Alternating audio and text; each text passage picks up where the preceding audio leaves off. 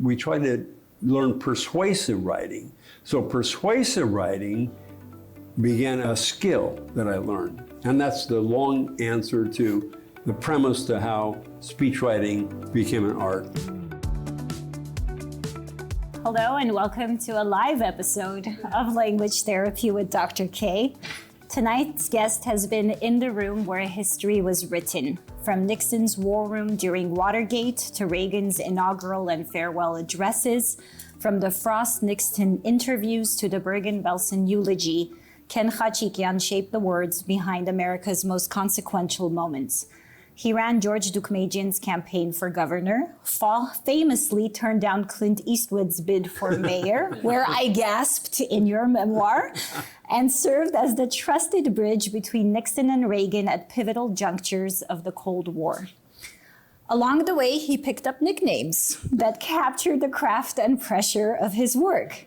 The word donkey, the lion of the speechwriters, the fireman, minion, short for Armenian, and even Reagan's own amanuensis. And you will discover what that $100 word means at some point. To be a speechwriter at that level is to be far more than a pen. It is to serve as a strategist, sounding board, psychologist, and confidant. Roles that require both intimacy and trust with the candidate, or indeed the sitting president. But Ken's journey is also an Armenian-American story. He grew up, quote, on a dusty farm in Visalia, calling himself a geratsi, a farm boy, before finding himself in the halls of power, shaping speeches that would echo across the world. It's a story of how a kid from the San Joaquin Valley became one of the most influential political communicators of the modern era. So please welcome Ken Khachigian. Ken, this is my traditional first question for all of my guests, so you will have to endure it. Very briefly, tell me the story of your life through your languages. What linguistic environments were you born into? What languages or registers did you pick up along the way? Whether Armenian at home, English, legalese at Columbia Law, or the very specific idiom of presidential speech writing? Wow, it's a loaded question, I know. A big one. Well, I was bilingual growing up. So I would call it, my family spoke Armenian and English in the household, but a great deal of Armenian. My dad spoke Armenian in the household, mostly. I had my dad's cousin who lived with us spoke only Armenian, so he spoke to all, I had three brothers, and so he spoke to all four of us in Armenian only. So whenever we communicated with him, it was only in Armenian. And Dad spoke, he was most comfortable speaking to us in Armenian, and sometimes English words became difficult to us. But Mom wanted us to assimilate. So she made sure to speak English in the home. And Dad was born in Turkey. He was a genocide survivor. She was born here, and her goal, she became anglicized very quickly, although she spoke fluent Armenian. So I was bilingual growing up, but the minute you go to kindergarten in the United States, nobody speaks Armenian, and where I grew up in grammar school, they all spoke English, so I adapted quickly. As far as law school, that's a whole different... Is legalese a language of its own? Yeah, it's a total different language, and it's complicated, and it's not one I enjoyed, I have to tell you. One of the first classes you take is called Legal Method, and you learn a whole different language, although you do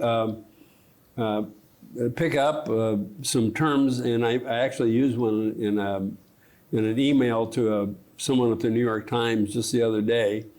It's a Latin term called ipsi dixit, when somebody makes an argument where they're just making an assertion on their own terms. It's saying, it's true because I say it so. So there's some legal terms that you don't forget.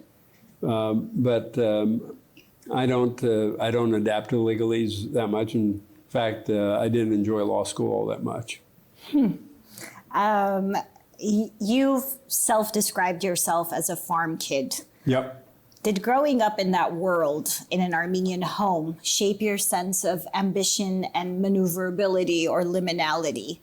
And if there's one word you would associate with that particular Armenian advantage, if you deem it an advantage, what's your Armenian edge? It's a leading question, I know. Well, there's no question that there's something my dad drilled into me throughout my early time in my life, and that was, and he told it to me in Armenian all the time, and that was that no matter what I had to do to be a success in life, I had to be jarbig, and that was something he had to do.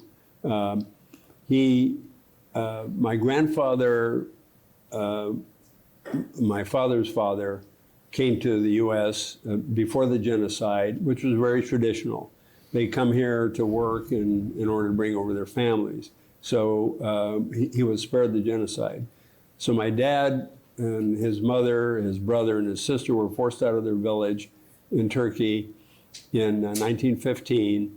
And Dad was one of those who had to learn how to gather food and water for his mother and his sister and his brother. And that's where he learned how to be. And I searched, constantly I searched for an English word to translate into the word jarbig. And I finally came up with the word resourceful. I know there's maybe other English words to translate, but I think resourceful is probably one of the best words. Yeah, and it's interesting that even in the Armenian case for jarbig, if you look for synonyms like jartaj, which also we use for someone who's very eloquent. Mm-hmm. So it goes back to language, but it's often connected to the hand and to the tongue, being adroit or dexterous. Well, that's and I thought it's so appropriate. Adroit is another good term for it in terms of being lingual and verbal. Yes. But certainly, I think resourceful, clever, able, sharp, witty. There's such a wide semantic range for jarbig. Nimble. Nimble, yeah. Sometimes there's no word to compare. There's a lot of Armenian words that have no English words to compare. But he drilled it into all of us, all the boys, and that if we were to be a success in life, that we had to be jarbig. And I think he felt that of all the brothers, I may have been short in that department. And then I got better as I got along, and that's it served me well later in life. It's interesting because I'm reflecting now to an interview I did with famed historian Richard Hovhannisyan just weeks before he died. And so much of what you say about your early life, about your father being the kind of preserver, let's say, and the mother wanting to assimilate, resonate with Richard's experience. But also, he describes himself as a farm boy. Yeah. And as he narrated his coming of age story, he said something that really struck me, which was, he said something like, PhDs weren't for boys like me. I didn't think that farm boys could become famous professors. And I'm curious, as you were coming of age, how did you envision your future? Did you see this trajectory that you now narrate in this book? I do actually. As a freshman in high school, we had a class called guidance, where they taught you were taught how to project your future, think about your future, and you were to write about what you wanted to do with your life as a 14-year-old. And I wrote an essay, I don't know where it is now, I may still have it somewhere, and I wrote that I wanted to be either a teacher or a lawyer. So even at age 14, I was thinking about being a lawyer. And as I grew older, and I was always politically active in school, and then I got into a freshman in high school, I ran for class president, sophomore class president, and I ran for student office in junior high school. I was always active, and my mom wanted all of us to be knowledgeable about politics and government and whatnot. But I was especially interested in civic government, and I was always wanting to show myself and move up. But especially in high school, I got much more active. And then in college, as soon as I got into college, I started running for office as well. So it helped formulate my life. The reason I bring this up is this is something we face so frequently at the Institute. It's something I've also read about and written about. And I'm now thinking back to Hraj Dekmejian's words. Many of you will know political scientist Hraj Dekmejian was the inaugural director of the Institute of Armenian Studies. He has a chapter in Richard Hovhannisyan's 2-volume, The History of the Armenian People, on the Armenian diaspora. And there's a segment where he outlines patterns in diaspora communities. And particularly for Western communities, he says there's a tendency towards social insularity and cultural and political parochialism, that Armenian Americans tend to fare very well economically, but tend to stay away from political, social, and cultural integration. And your story really defies that narrative. Why do you think that was? And you know, I also was reading, you were student body president at UC Santa Barbara, not president of the Armenian Student Association. What do you think was different about, was it your personality, your upbringing? Well, I can tell you I attribute that to my mom. From a very early age, we were going to, Adlai Stevenson came to Visalia when he was campaigning in 1956. She took us to his rallies at the Municipal Auditorium. Jack Kennedy came campaigning in 1960, and I was not quite 16, and she took me to Kennedy's whistle stop campaign in Tulare, and I went to him, I shook his hand, and I was pretty apolitical at that time, but I enjoyed seeing him, and she wanted us to be engaged. And then I got selected to go to Boy State between my junior and senior year in high school, and Boy State is a laboratory in American politics, and that really engaged me in political life. And I have to tell you that in terms of my life story, if I hadn't gone in the direction I did, if I hadn't gone into the White House after law school, I would have practiced law, and my goal was to be a U.S. Senator. So had I not taken the path that I did, I would have literally, my goal was to run for local office and work my way up and to be the first, I wasn't to be the first Armenian senator, but was to be a U.S. senator. And I thought I could actually do it. We need to harvest this ambition and spread it. We've had a lot of excitement at the Institute discovering you. Mm-hmm. And I say that very intentionally because many of us didn't know about you. And I don't know if that's our problem or a societal problem, but I've already seen the excitement in the Institute of seeing Ken Khachigian, of seeing this book, of seeing the excitement build up to this event. How aware are you of that responsibility as a role model for the young people sitting here, for the young person listening to this conversation later, to think that someone named Ken Khachigian could have sat in the White House? Maybe I can too. That's very important to me. I wish more young people would come to my book signings and my presentations. I really do. I try to reach out to them whenever they come. It's so. When I was growing up, any Armenian name was a role model to me. George Mardikian, I know he wasn't political or anything else, but that name was a role model. Ara Parsegian was a role model. Any major Armenian name was a role model. But then George Deukmejian became a role model to me very early in my life because he was a assemblyman first and a state senator. I think it's mentioned in my book.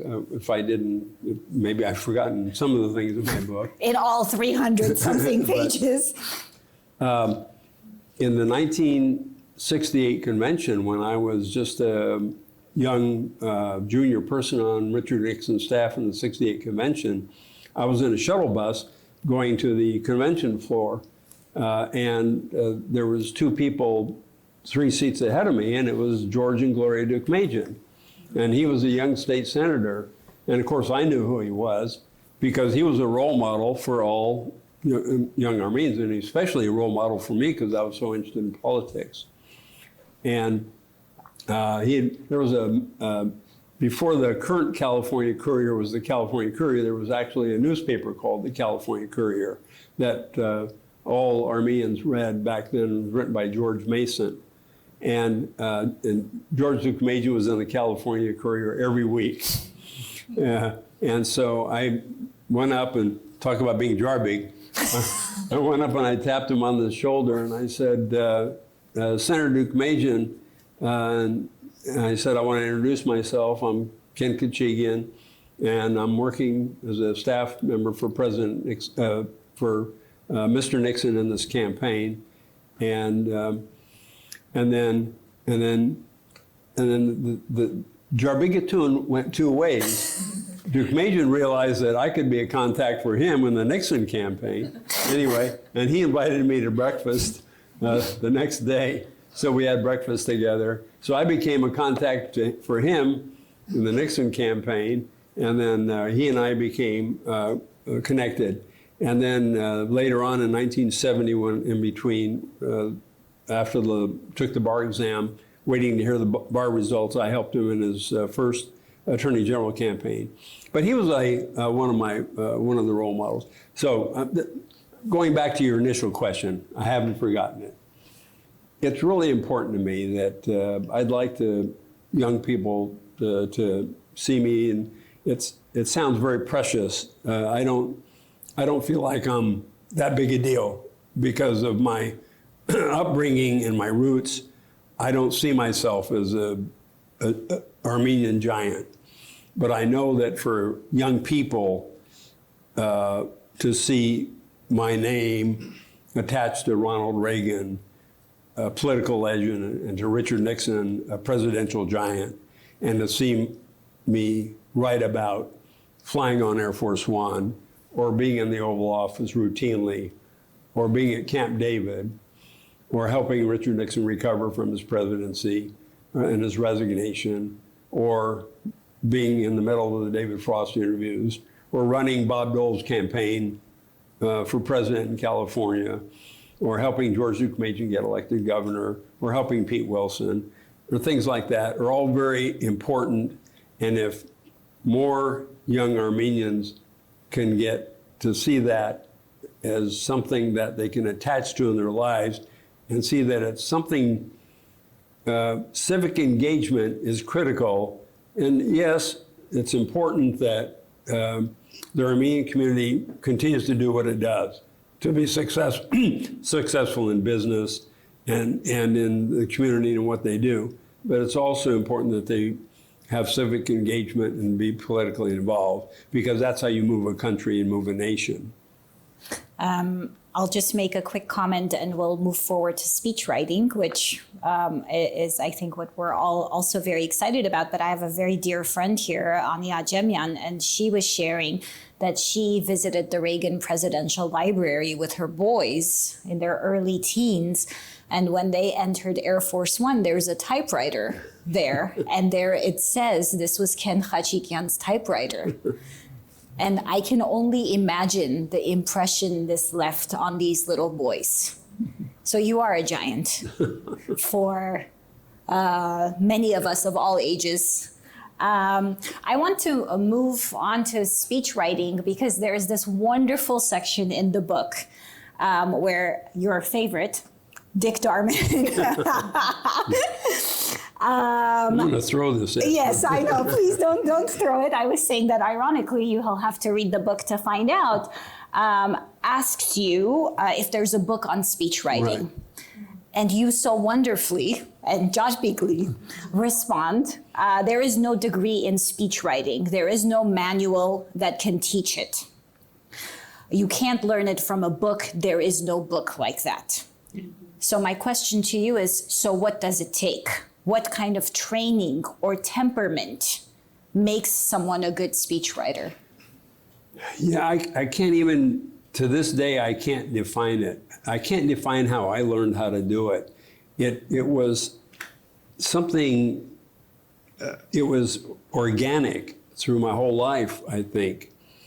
And I've given several talks on this now, trying to define where it came from. And it started, I think, from my early days. For one thing, I'm a child of radio, not television. There was no TVs in our household until I was, I think, 8 or 9 years old. So we had only radio. And with radio, you have no visual. So, and that's one of the things that made me get along so well with Ronald Reagan, because he was a product of radio. He did radio broadcasts of the Chicago Cubs games. And with radio, I grew up listening on Saturdays. I wasn't supposed to listen to radio at night during school nights because I had tried to sneak it. But on Saturdays, I could spend 3-4 hours listening to my favorite shows, The Lone Ranger, Hopalong Cassidy, The Cisco Kid. And so you could put your ear on the radio and you could visualize the horses galloping. You could visualize the dust going in the air. You could visualize the cowboys shooting their guns. And there was a show called Let's Pretend about princesses and kings and castles. And so that had an effect on creating images in your mind early on in your life. And then there was the factor of living on the farm. And living on the farm, I was a Kurzabor. I was not a prince. And in those days, being a Kurzabor meant driving a tractor in the San Joaquin Valley in the 105-degree heat. And we didn't have these fancy tractors with air conditioning and Bluetooth and Sirius satellite radio. It was all open air. And there was no entertainment. So going back and forth for 7-8 hours up and down the row of the vineyard. And so what do? You make up things in your head to pass the time back and forth. You sing a song to yourself. You think about things. You create things in your mind for hours and hours at a time. So I think that was part of it. Then there was music. There was music in our household. There was a lot of Armenian music. My dad loved Armenian music. So he loved to play, not just Armenian music, but they played Turkish music in those days. So we'd listen to that. So there was a lot of creative arts that, not in the fancy artistic way, but arts that would stimulate the mind. And then there were books. We read a lot of books back then that the kids don't do now. And book learning was a lot of fun. I love sports, so I read a lot of books on baseball, which I loved. And there were wonderful books like The Year the Yankees Lost the Pennant was just a delicious book. If you like baseball, you've got to read The Year the Yankees Lost the Pennant. It's the great book. And there was Huckleberry Finn and Tom Sawyer, books by Mark Twain, which stretched the memory. So those seeds of creativity began then. But then I got into college and I flunked the first English test. to get into college. So I couldn't take English 1A. I don't know if anybody went to college back in the 60s or 70s. You had to take an English exam to get into English 1A. And I flunked it, so I had to take Subject A English. And so I learned how to take baby steps in English, and that was a real test. So all this progression from the beginning, baby steps, baby steps, baby steps, and then when I got into the, and then one more thing, and then in college we actually had to write a lot of essays in college in our exams. And that helped too. And finally, when I got into the White House and into politics, we had to prove ourselves by writing fact sheets and position papers. And there was competition. You were competing with other people to get the attention of people to move up and to do a better job and to get a staff position and to do well. And to do that, you had to write concisely and better all the time. And then in the first Nixon administration, we were constantly writing to prove the president's positions on the Vietnam War, on the economy, on all the controversial things we were dealing with. And so we were constantly writing communications papers to send up to Congress and to prove to our adversaries that our positions were doing well. So we're, I don't know, just typing, writing, and your skills just begin to develop and develop. And then the ultimate teaching began working for Nixon on his memoirs. And that was helping write, not just in writing chapters, but in listening to President Nixon as we talked for hours and hours and hours. Now, any conversation with Nixon was not normal. And by that I mean, when you're talking to Nixon and all of a sudden he's talking about Winston Churchill, or he's talking about Golda Meir, or he's talking about Indira Gandhi, or he's talking about Nikita Khrushchev, or Everett Dirksen, or talking about being with Jack Kennedy in Congress, or Everett Dirksen, or some other famous people. Or then he's talking about, in the 1976 campaign, we're talking about Ronald Reagan and his deficiencies, and we're talking about Gerald Ford. Ford can't speak very well, and he's having these problems in the campaign. And of course, I'm making notes the whole time and learning about what it takes to communicate on a national level and to move a country. How do you move a country? And writing the memoirs, we had to learn how he tried to sell a country on the Vietnam War. He inherited the Vietnam War. He didn't start it, he inherited it. You probably think it was Nixon, many people think it was Nixon's war. They define it as Nixon's war. It wasn't. Jack Kennedy introduced the troops in Vietnam, and Lyndon Johnson expanded the war. The minute Nixon got into office, he tried to take the troops out, but it became Nixon's war. But we tried to communicate all this during that time.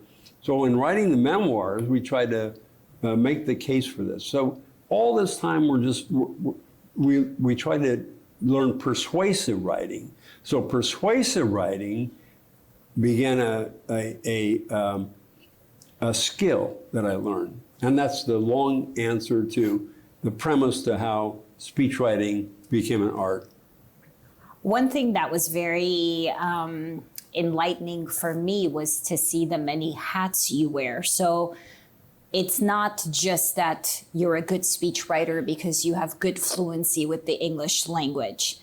You wore so many titles: lawyer, strategist, psychologist, pal, interlocutor, co-star. During Watergate, you said, quote, "I wore 3 battle hats as a lawyer with writing skills and political judgment." Did you realize that your career as a speechwriter would entail such diverse set of skills and hats? I didn't have any idea it would be that way in 1970 or 71 or 72, but the minute the president got into controversy I knew that he had very few people who wanted to engage with him in his defense. When things got tough, a lot of people went that way, and a lot of us who wanted to stay with him went this way with him. And so that's when I wanted to put my skills to use. And that's why I ended up in San Clemente with them, because he saw my loyalty. And loyalty is a very sparse factor in Washington. It goes, as people will see in my book, there were very few people who were actually loyal to Ronald Reagan. And you're going to be very surprised when you read my book that the loyalty to Reagan was less to Reagan than it was to staff members were loyal to themselves, wanted to take care of their own images and not to Reagan's crusade. But that's a whole other story that I won't read the book for you. You'll have to find out for yourselves. But once we got into that situation where at the very end we had to put all our defense mechanisms into place, then it became natural for me. By that time, my skills were honed in political combat and political adversarial feelings, and I was very comfortable with it, even though it was exhausting and demoralizing at times.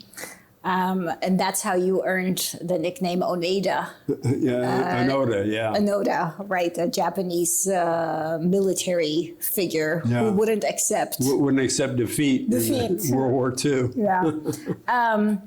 I think one of the most emotionally relevant narrative arcs through the book is your relationship with Nixon, and also your role as intermediary or bridge between Nixon and Reagan.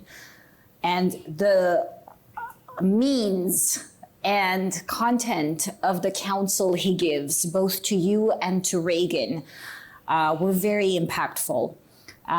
In one of his memos or possibly conversations, so these are conveyed through telephone calls, through memos, through implicit and explicit means of communications, he says to you, as he's encouraging you to work for Reagan, and I quote, "Don't be an errand boy.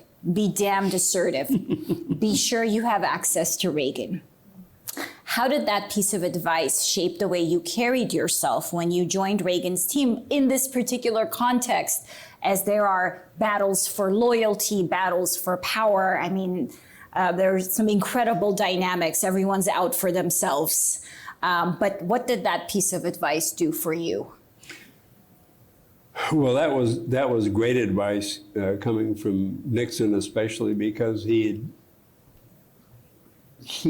came from, at that point, 3 decades of experience, three or more decades of experience at the highest levels, and he knew what I would be faced with going into the White House, and immediately.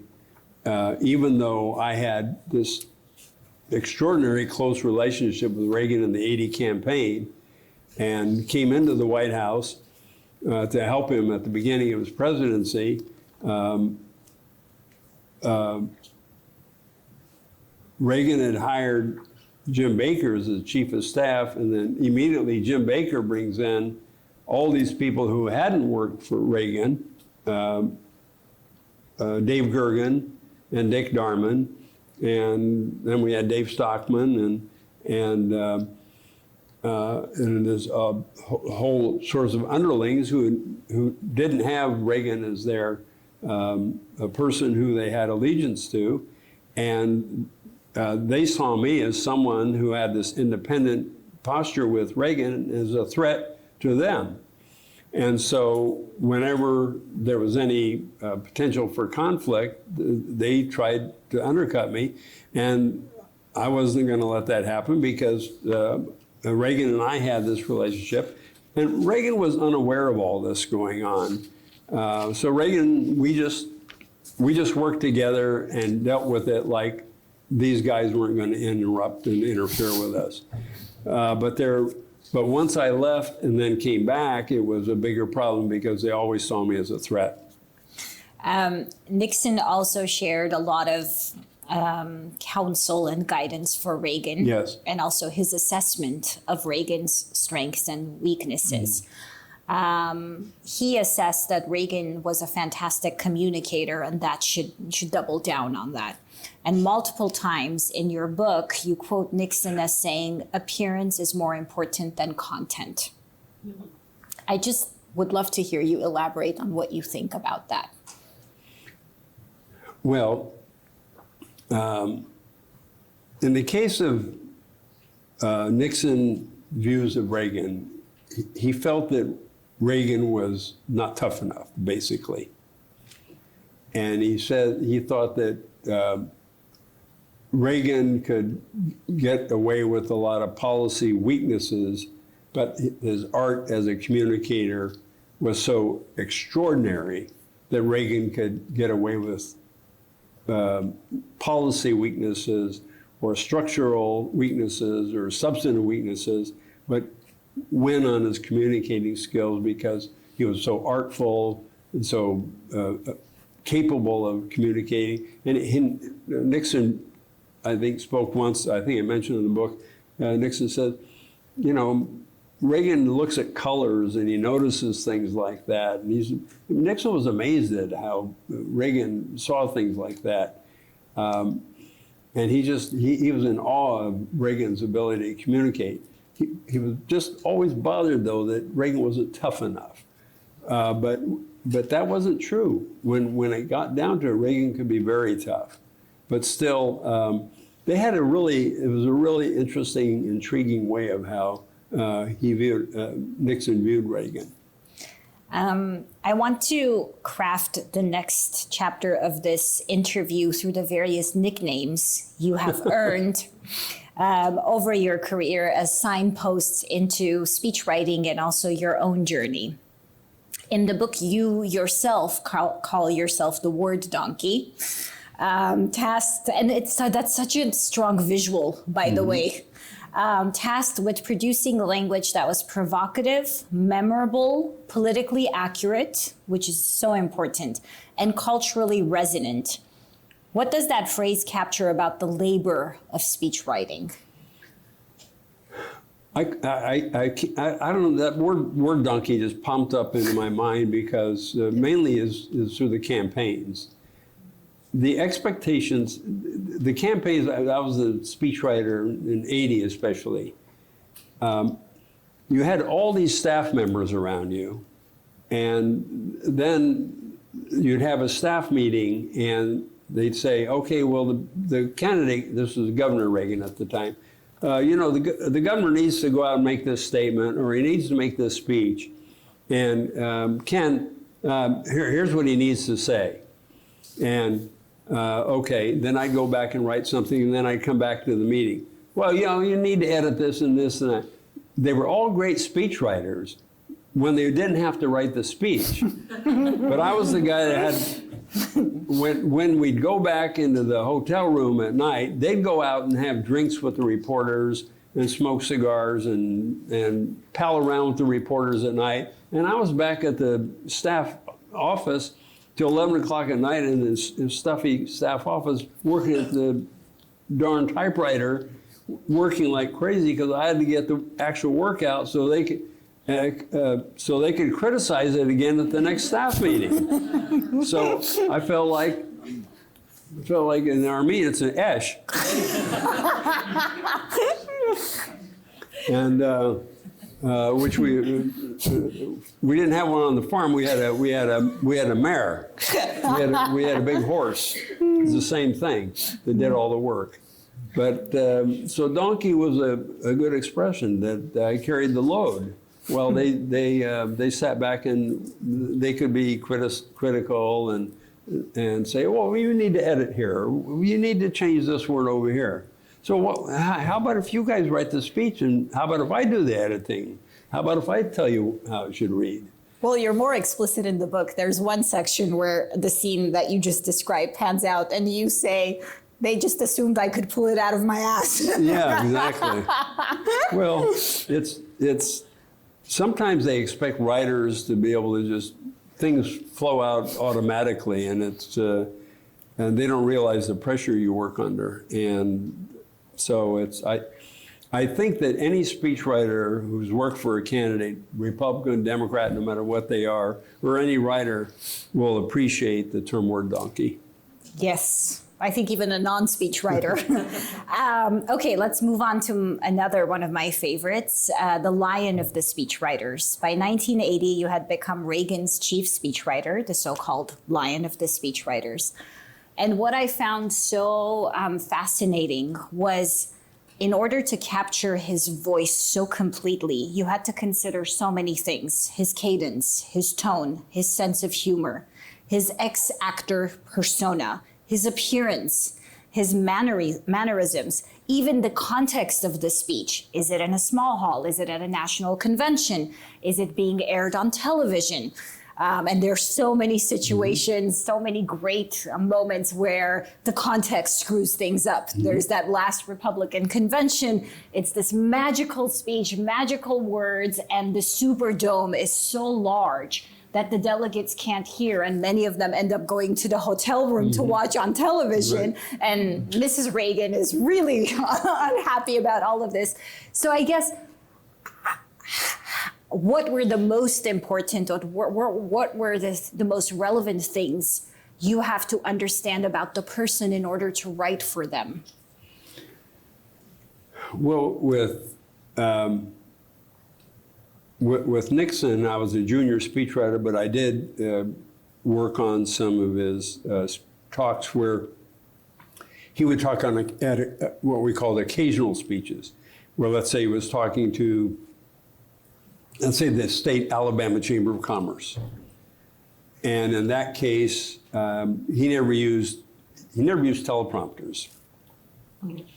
And to prepare him for that, you would give him a fact sheet which told him everything about the situation, the audience, who would be on the dais with him, the background of the Alabama Chamber of Commerce, some facts about the state. And then you would do suggested remarks, little paragraphs and bullets of maybe things that, and then he would take it either to the Lincoln bedroom at night and redo it, or on the plane, Air Force One, on the way to the event, he would look at your notes and then put it in his head, and then he would just, from the top of his head, he would give the remarks at that event. So you would try to, for him, just give him a conceptual, factual background of that event.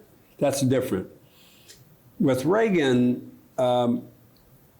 you would, it took me a while in the campaign to figure out what worked with him. And what worked with him was cadence and learning his speaking style and watching him, and to the point, for example, like, you know how he starts a sentence with "well"? I actually started writing that into his speeches. And I asked him one time, I said, Mr. President, what is that? You know, I notice you start, often you begin with "well," like that. He says, you know what, that's a stage pause. And it's a stage pause to help you just for a fraction of a second to think about what the next thing you're going to say. So when you see Reagan, you go on YouTube and you see him cock his head in that cute little way of his. He goes, "well." That gives him a way to think about what the next thing he's going to say. Or he's thinking about a story or a joke or something to captivate his audience. And then if he's in a small group, it's you want to keep things simple and short. But then you have to remember that even if he's in, I found that even if he's in a big audience, like when we were in a whistle stop campaign in Ohio in 1980 in October, he was having so much fun beating Mondale's head up that Because Mondale had been his opponent. That's his opponent, 1984. Mondale had been attacking him, and now he was angry, and so he asked me to write a real tough speech attacking Mondale back. And he was loving this now because the crowds were just cheering him on at every whistle stop in all these little towns in Ohio. But we were running behind schedule, and Jim Baker comes up to me and says, Khachigian, he never said my first name. Khachigian, you got to cut this back. Whenever he wanted, he'd do it in his Texas drawl. He didn't have to talk in a Texas drawl, but whenever he wanted to make a point, he'd do his Texas drawl. Khachigian, you got to cut this back. So I had to go back, and I don't know if there was that one picture up there working on the railroad car with Reagan. He wanted me to edit the speech back. So I'm working, and we're trying to edit it down because we're way behind schedule. It's getting dark. And Reagan said, I can't cut that out. I can't cut that out. I said, Mr. President, I said, we're running behind schedule. We have to cut this back. He says, no. He said, you got to see what the reaction I get from people when I say that. I said, what are you talking about? There's 10,000 people out there. He says, no. I'm actually looking at people in the audience and getting a reaction. It was like he was in a Broadway theater with only 300 people in the room. He had horrible nearsightedness. So in one eye, he had his contact lens, so he could see the distance, and no contact lens in the other eye, which he was okay reading down. So with that distance lens, he could see people in the audience back there and read their faces and get a reaction from them. And it was like he was in the theater. And it was like he was on Broadway getting feedback from the audience, and it was lifting him up. And he didn't want to cut those lines out because it was energizing him. And so he was having trouble cutting that out. So that was another factor you had to take into consideration. You also talk about in your preparation, you with others preparing Reagan for debates, that you also had to learn and appreciate how he absorbs information.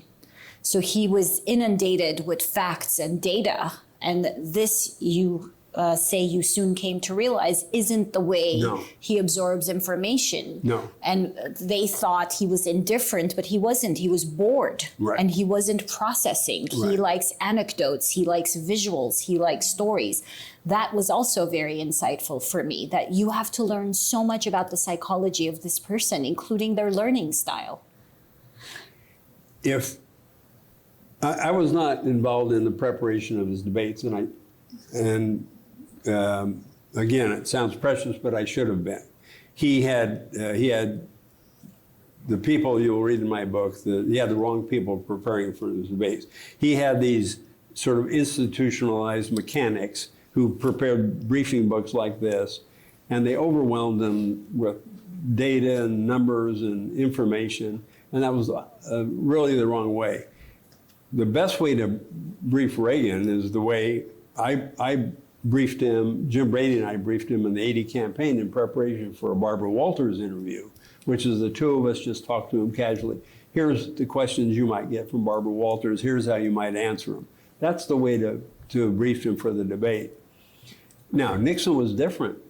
For the interviews with David Frost, it was quite different. We had briefing books like this, but that was Nixon's way of doing it, because he'd take these big briefing books and he'd go back into his study and he'd make notes on them. He was wholly different. But with Reagan, you can't bombard his brain with all this stuff. And he would have been better off with, frankly, just having maybe just me and one other person in the room, people who he had comfort level. The people who were briefing him for the 84 debates, they were on his staff the entire time of his first term of his presidency. He probably looked through them like he was looking at wallpaper. Mm-hmm. He really didn't know who they were. He had they were like soulless pieces like those chairs to him. They were cold, undimensional, three-dimensional, or two-dimensional, one-dimensional. So it failed him. And that's why he had that first debate with Mondale failed him. I also, I think, hadn't fully appreciated what a collaborative process speech writing is. Right. Obviously, it's collaborative when it's just me and Reagan. Yes. Not yes, I know. I was going to get there. But there's this wonderful quote Reagan himself says, "In Hollywood, I wasn't known as a good script writer, but I was known as a pretty good script doctor." Right. And if I'm not mistaken, I think one of the first speeches you write for him, he sends it back entirely rewritten with a really generous note saying, so he knows what my voice sounds like, so he knows how I do things. And I found it so lovely and so beautiful, and also so generous of you and any potential ego issues to allow the candidate or the sitting president to insert their voice and insert their person into these words. I think, could you talk a little bit about the collaborative nature of the process? It's like, guess who's the boss? You know, I'm not the president of the United States. That's why we had a good relationship. I think that there were some of the others, when I left, there were some of the others on the team that felt like they wanted to impose themselves on the president this is the best way to do things, you should do it. And we worked together well because, I mean, I wasn't a kissy face, but I knew basically where he wanted to go. And I provided things for him, and he massaged it. And the way he massaged, he was a great writer. And if I don't mind challenging him on something factual or maybe do it a different way.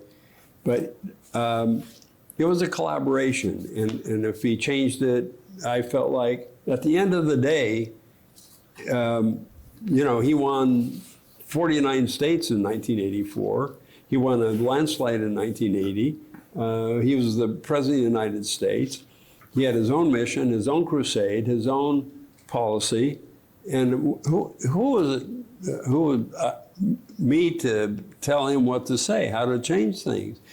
And so we worked pretty well together. And the one time that I thought what my language was best for him backfired, and he made it very clear that I was on the wrong path and I had to change things completely, and he scolded me for it. That was the one time I got in trouble with him, and he did it gently, but he made it very clear. And when you're in the Oval Office and being scolded by the president, it's not fun.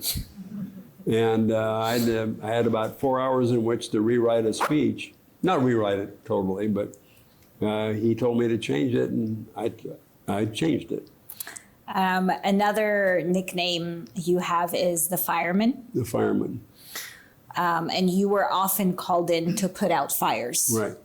Whether it was a convention speech rewritten under pressure, a last-minute pivot, or figuring out which Reagan to please, Mr. or Mrs. How did you handle or navigate those competing demands under such limited time and such high pressure?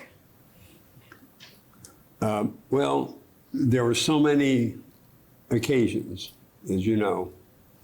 There was one that was fun that you haven't alluded to that I think everybody here will be fun to talk about.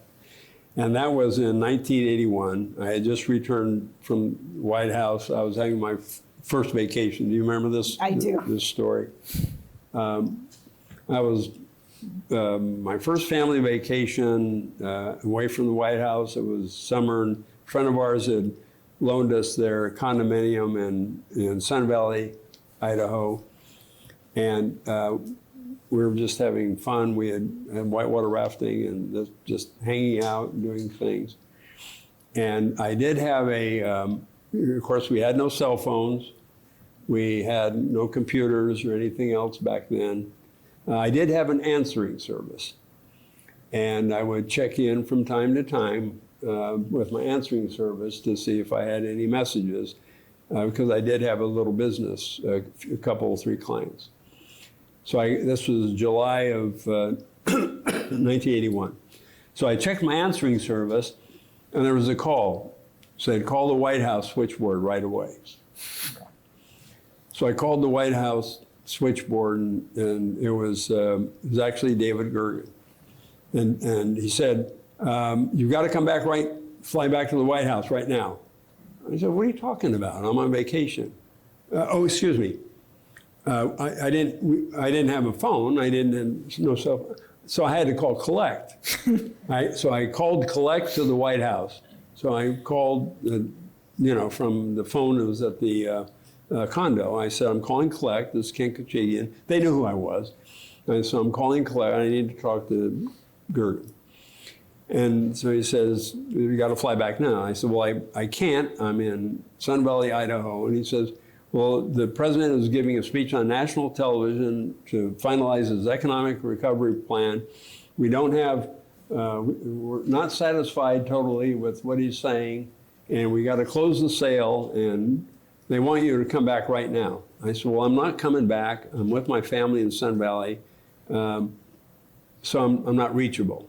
He said, where are you?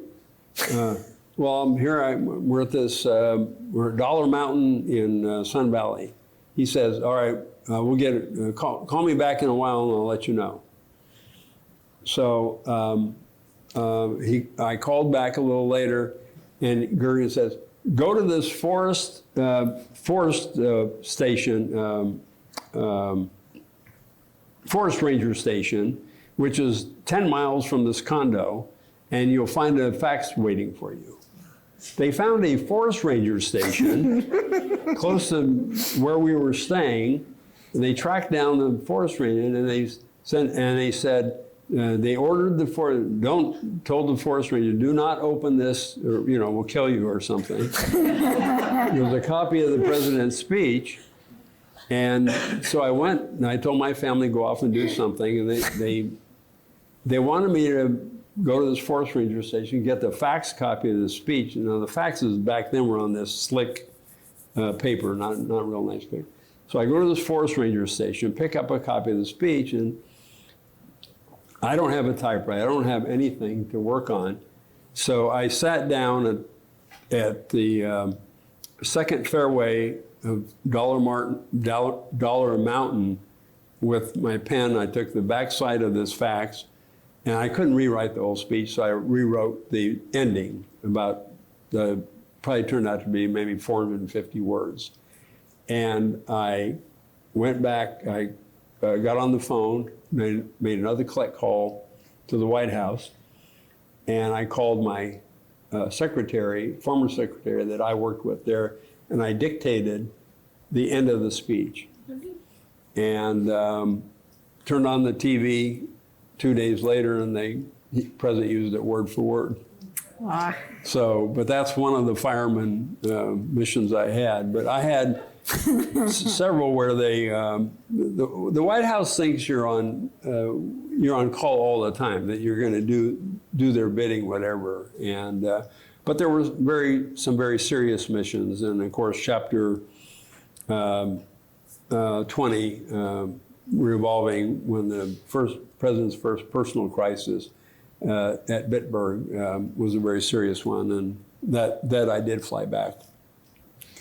A final nickname you are given by Jim Brady is Minion, like short for Armenian. I was curious how your colleagues, including the sitting presidents, viewed your Armenian heritage. Were they aware of it? Were you the oddball Armenian, or were you the American with the funny name like so many others? Well, President Reagan was very fond of George Deukmejian, for one thing. So he never saw me as anything other than Ken Khachigian. I mean, to me, he didn't see ethnicity one way or the other.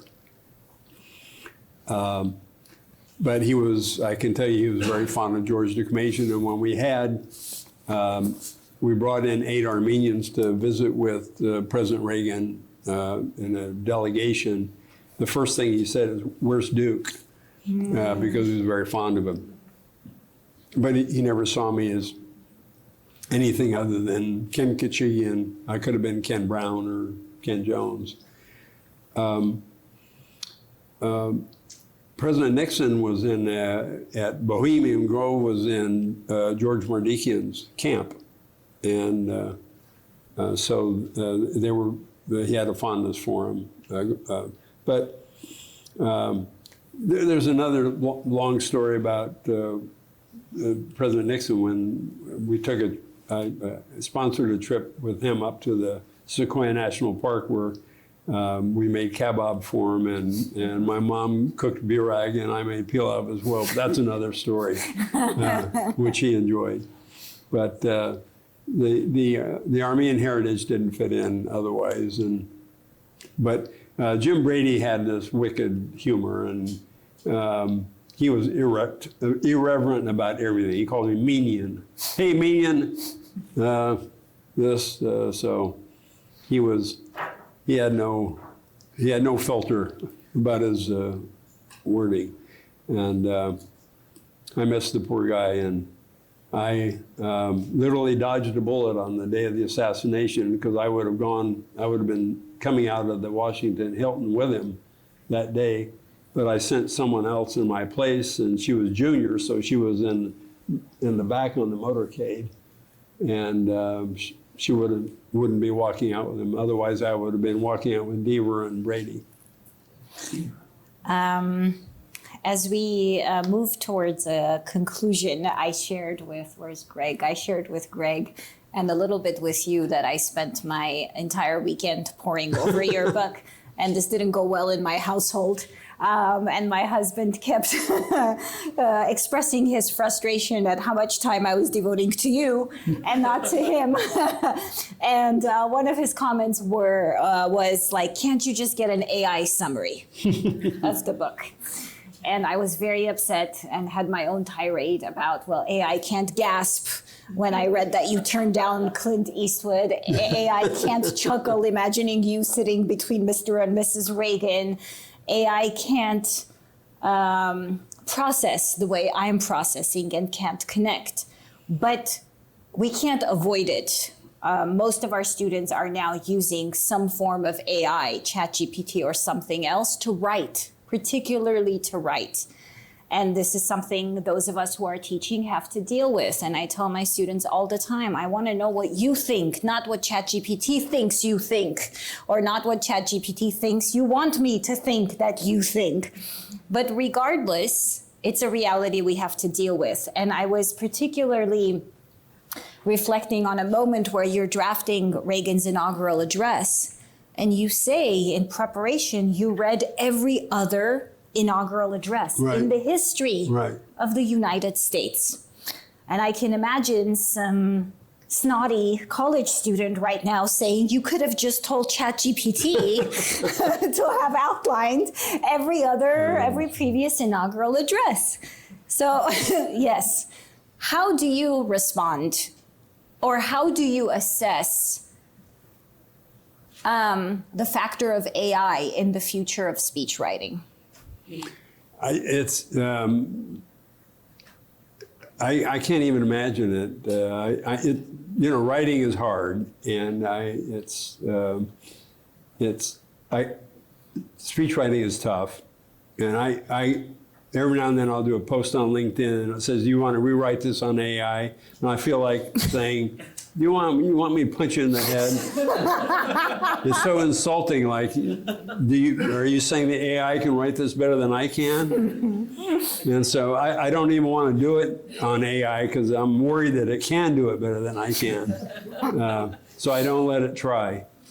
But there's no way AI can write Lincoln's second inaugural address. The poetry in it is so dramatic. And I don't know if AI can maybe take something that's already written and make it better, but can AI take something that hasn't been done and make it make it lyrical and creative and beautiful. I don't know if AI can describe the taste of chiquita better than we can, or if AI can tell you what feels like of a mother's caress, or make the descriptions better than, or what the edge of a cloud looks like when you're lying in the sand. Maybe AI can do that, but I just don't.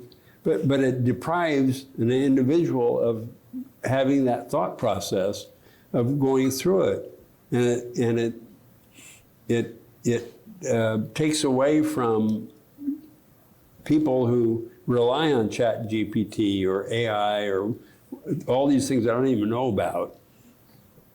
It subtracts from their life. And then when you get old, then what do you have? It would be difficult to imagine AI coming up with the following line: "Are you better off than you were 4 years ago?" Right.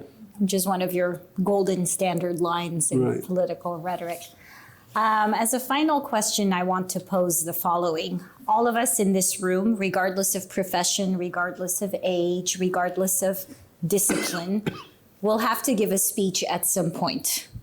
A keynote on a big stage, again, a toast at a big Armenian family gathering, a social media reel. What, in your view, are the foundations of a good speech? Well, first thing is to begin with, what message do you want to have? A message that you want to leave. It's like the Der Heier's sermon or the Bodfeldy's sermon. When you walk out of there, was there a message that came through to you? And I think at the core there has to be some one or two, or it doesn't have to be one, but 1, 2, or 3 solid messages that you want to convey to your audience. And there has to be some conciseness to it. And I tell people that one thing I tell people is nobody ever left church complaining about a short sermon. So you don't have to go really long either when you deliver a message. And illustrations are important. Illustrations can do things for you that statistics and facts can't. So like when Reagan was trying in 1981 to determine, show how the value of a dollar had dropped from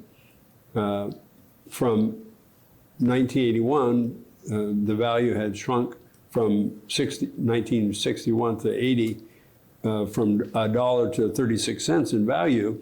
Instead of using those numbers, he took out a dollar bill and he took out a quarter, a dime, and a penny, and it made his it illustrated things so much better.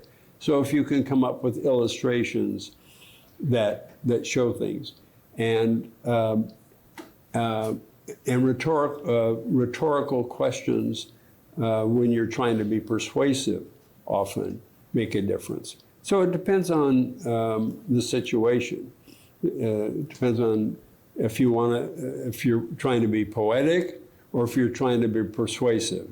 If you're trying to be persuasive, there's another kind of language you want to use. If you want to be poetic, there's a different kind of language you want to use. But either way, there's something you want to leave your audience with, that they walk out the door and say, there's a central message I received from that person, and that was this message. And whatever it was. With Reagan, it was people would leave and say, he left us with a message of hope and a vision for the future. And it could be a 30-minute speech, but they left thinking that here's a person who left us with a vision for a new America and a hope and a better country ahead. That's the big message he left. With Nixon, when he was under stress in the Vietnam War,